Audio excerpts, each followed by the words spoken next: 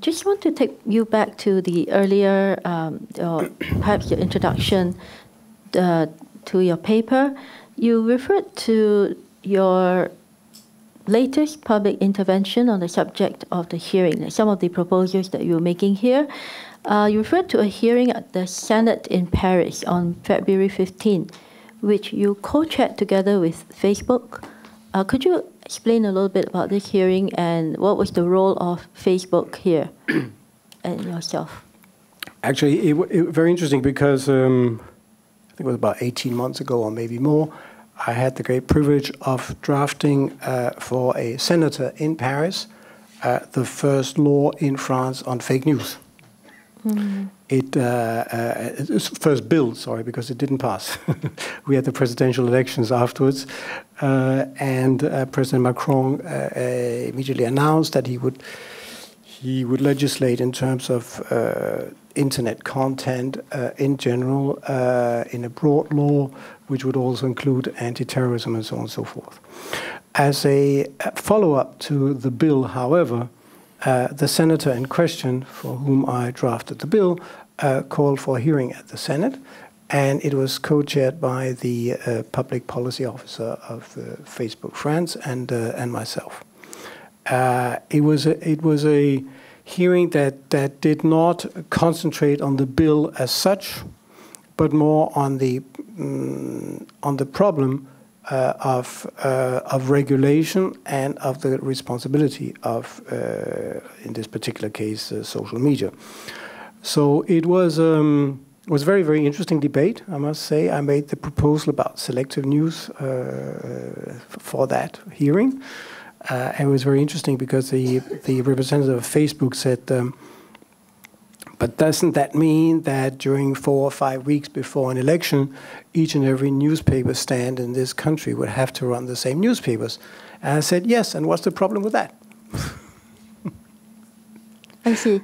And what were the other issues that you discussed? Because, you talked also about the regulation of the platforms. So what did Facebook have to say about that?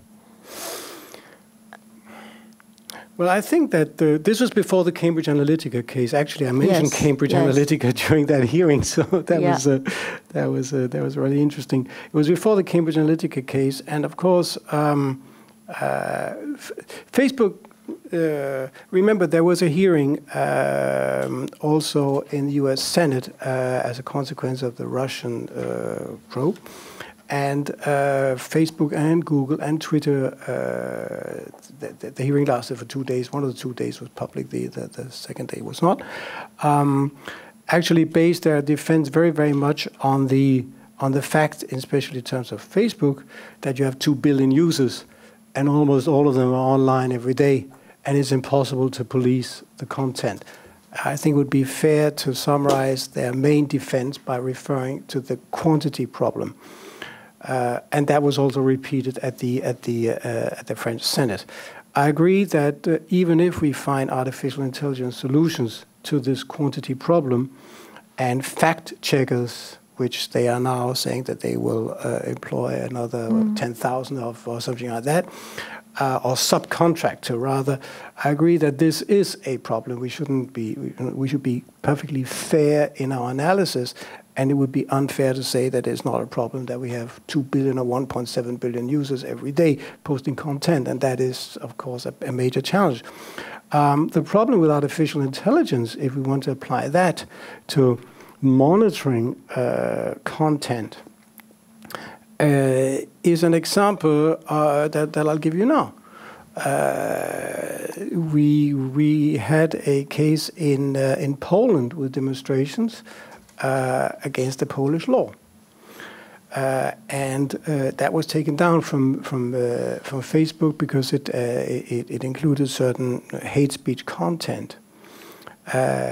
But some of it was simply identified on billboards that were carried by the demonstrators, and if that kind of content is taken down, then we have a problem with journalism, and we have a problem with photos taken by reporters and put on the internet of events taking place. So the artificial intelligence algorithm here actually led to taking down content which we have a right to see, because we had a right to see what was going on in Poland that particular day. So this is the problem with artificial intelligence. It's not just a problem of contextual analysis, but also of relating the facts and arguing a position. And those are two completely different things, and it's very hard for an algorithm to make that distinction. It can identify the words and the terms, but not really whether it was an opinion or a fact. Yes, I think we do have some way to go for AI, but I think it's not hopeless for us yet. But I just want to come to page 2 of your submission, where you referred to this. You said the problem with government regulation of deliberate online falsehood is not only the risk it poses to free speech, but that ultimately it might lead to tech companies gaining even more control over our lives. So I know you shared about the 60 data points, you shared about how dangerous it is, but I would like you again to share with us in greater detail how you see government regulation as ultimately leading to tech companies gaining even more control over our lives. Or am I misreading you somewhere? Maybe. Well, the thing is that no, I know what the point. I know what the point is now. Yeah. And then you went on to say, if you look at what happened to the if you look at what happened to AT&T, for instance. Sorry. AT&T. Let's take the AT&T example. AT&T actually obtained complete market control as a monopoly by obtaining a system of licensing in the US, which made it impossible for competitors to enter the market. It was called the enlightened monopoly.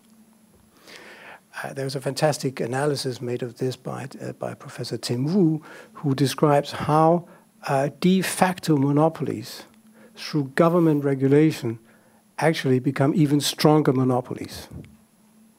It makes it AT&T held that monopoly for 70 years until it was finally broken up by antitrust. The fact that a company which is in a de facto position obtains some sort of licensing status makes it even more impossible for disruptive technology to emerge, and makes it even more impossible for competitors to gain foothold. Thank you. So what you meant actually was not government regulation in general, but that perhaps any form of licensing regime sort of legitimizes and then allows them to entrench themselves within our corporate and our community landscape, and thereby control our lives.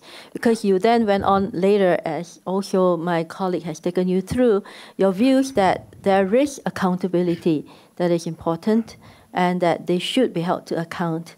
Can I just have one final question, and that's in relation to your association. Could you tell us who the members are? Well, I can tell you some of the members of our board, because we have very, very many members. But some of the members of our board is the former Minister of Justice of Angela Merkel, is Sabine Leutherer-Schnarrenberger. We're very proud to have Sabine with us. And we have the first Commissioner of Human Rights under the Council of Europe, Alvaro Gil Robles, Spanish, as you can tell. We have a Dutch Senator, Hans Franken. We have members from almost, I think we have 26 board members, members of the parliament in Ukraine, Indian members. It's a very important association, it's an NGO now, and we have, for instance, submitted what is called a motion support for a bill to introduce in the US the right to be forgotten. We were contacted by an assemblyman in the US who wanted us to come in and support that in the US. And we are very active in conferences, both at the domestic level within those countries that we represent, and having a big conference coming up at The Hague at the Peace Palace on the 31st of May, and so on and so forth. So yes, indeed, I think that we're becoming pretty influential now. Thank you. Are the tech companies, the major tech companies, represented in your association? No, they're not. Okay, thank you. My apologies. I do have one more question, and that's got to do with. Sorry. Maybe I'll let my colleague go ahead, and I'll jump in later. Yeah. Thank you. Okay, Mr. Pritam Singh. Mr. Shefet, thank you so much for your testimony. My question relates to actually the country of your birth, Denmark, and its initiative to appoint an ambassador to tech companies. And given your vast experience in this area, I was just wondering whether you could shed light on the effectiveness of such a move, and whether it's reaped any dividends insofar as improving the interface between governments, individuals, active citizenry, and tech companies. I left Denmark very many years ago, but it is true, I still hold a Danish passport. What you should know is that I was against the initiative, and actually took a stand against it in the Danish press. I think it was wrong to use the word ambassador in terms of these tech companies. Unfortunately, they are perceived to a very large extent as being above the law. And above the law, by that I refer especially to the philosophy, which is the code on the internet, which of course means that if something can be done in terms of algorithms, then that is the law, full stop. This is the early philosophy of the internet. The code is the code, right? I think it was wrong to use the word ambassador, because it gives a connotation of accepting that they have some sort of status, which is that of a government or a state. I was asking also in a pretty controversial article in Denmark whether we should see them having diplomatic status and embassies and driving cars with diplomatic license plates. And of course, that was that created quite a debate in my own country. So I think it's wrong. Absolutely wrong. These are corporations like any other corporation. They should be subject to the laws and comply with the laws like any other corporation. And it would be the wrong signal to send to have ambassadors dealing with them. They are not sovereign states, and they should not be allowed in any way, shape, or form to pretend to have that status. Just very quickly, I agree the form does seem to boggle the mind. But in terms of the substance, was there any substantively beneficial outcomes of having, maybe not, okay, I agree the term ambassador, given your testimony, does make things sound very odd, but was there any positive outcome that came from this new relationship? It was a pilot in many ways, I would think. I've spoken to officials in other countries in the European Union. As there's not one single country, as far as I know, that is entertaining the same idea. I don't see what could come out of it. Ms. Chia? Thank you, Chairman. Sorry, come back to 2 points that you, one point that you raised. You referred to critical mass, the contested content point. And you said, for example, that we could have stipulation that reaches up to a certain number of users, and then you have people who, a certain number who are critical or who contest the content within a certain number of hours, and then that could be taken down. But how would then you then address the concern that, well, typically people are very vocal if they don't agree. People are vocal if they don't agree, and they're not as vocal if they do.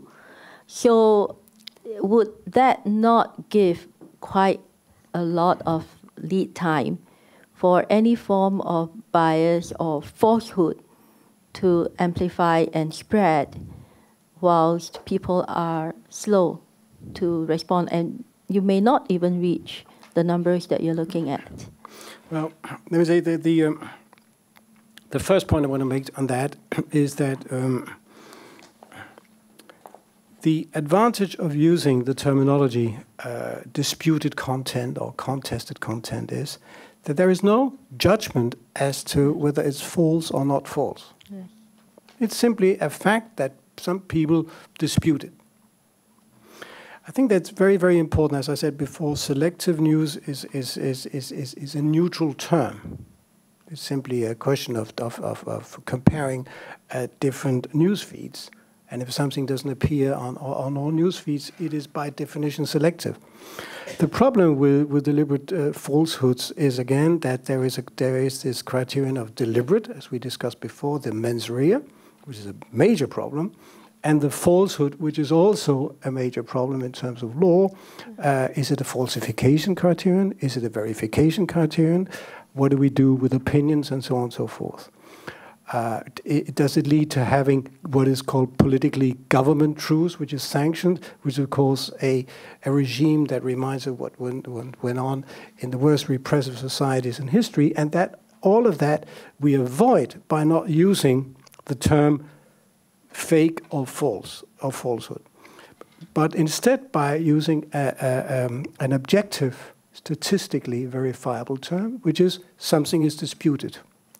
So now, whether it's contested or disputed, find a word, I don't care. Yes. Now, if we follow the logic on this, of course, we cannot say that simply because you find that something is not true or that you don't agree on something, then it is disputed in this sense, and that Facebook has to take action. There has to be a certain number of people agreeing that something is disputed, yeah. and so that's what I call the critical mass.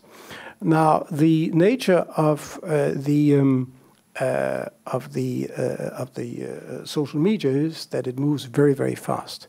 That is the problem, and that's also the advantage. It's perfectly reasonable to assume that the critical mass, which we defined as a threshold value, the way we want, may very, very quickly be reached. And what we could have is a critical mass that differs over time, a so-called dynamic critical mass. Again, let's take the pre-election process. As I mentioned before, 4 or 5 weeks, for instance, if it's 6 or 3, I don't know, but whatever it is, before voting, we will prohibit selective news. Let's say also that then during the same period, 4, 3, 5 weeks, whatever, we say that the threshold is not 10,000 but 5,000. Again, I'm just giving a number to illustrate a point. Yes. Whatever that number is, the consequence of the fact that it is disputed will not be that the content is taken down. Actually, that's very, very difficult on social media. It's almost impossible on social media. All we can do is tag the information. It's not like on a website. So the consequence will be that once that critical mass is attained, and that's very fast, then it will be tagged that it is disputed. And everybody who will see that post will see that it's disputed. That in itself is a neutral, from a value point of view, from a legal point of view, that's neutral information. And that in itself will cause many people to say, okay, I better double check that. It may also refer to a counter-narrative at the same time, which could be placed on the same page, or which could be a hyperlink referral or link to another page. But the mere fact that it is disputed will achieve quite a lot, especially these days where everybody is talking about fake news and there is an awareness of the problem. So who determines critical mass is quite arbitrary, right? You do. The government of the day. Yes, you do. You simply decide that in this country, the critical mass is, again, 10,000. And when it comes to election, it's 1,000, 2,000, 500, whatever you do. And it's very easy because it's simply a parameter in the algorithm.